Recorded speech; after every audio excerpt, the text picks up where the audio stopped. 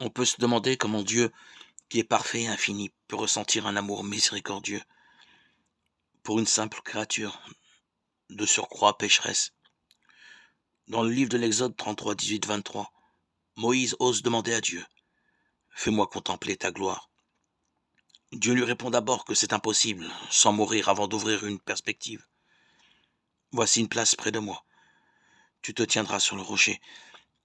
Quand passera ma gloire, je te mettrai dans le creux du rocher, je t'abriterai de ma main jusqu'à ce que j'aie passé. Puis je retirerai ma main, et tu me verras de dos. Mais mon visage, personne ne peut le voir. Cette fente faite dans le rocher par Dieu pour que l'homme puisse le contempler est en réalité une annonce de la blessure du cœur du Christ sur la croix. Ainsi, ce qui paraît impossible du fait de notre petitesse et de notre péché va être rendu possible dans le cœur transpercé du Christ.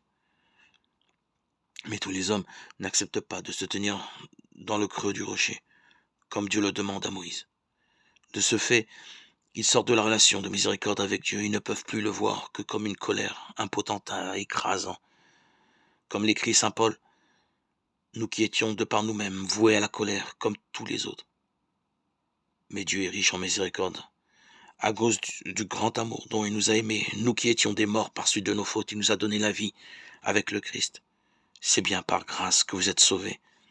Éphésiens 2, 3, 5.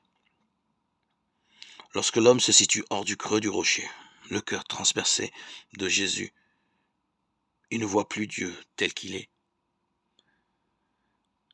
Cette miséricorde que nous avons reçue, nous sommes appelés à en être des témoins vivants, à rentrer dans l'attitude même de Dieu à l'égard de tout homme. Soyons clairs.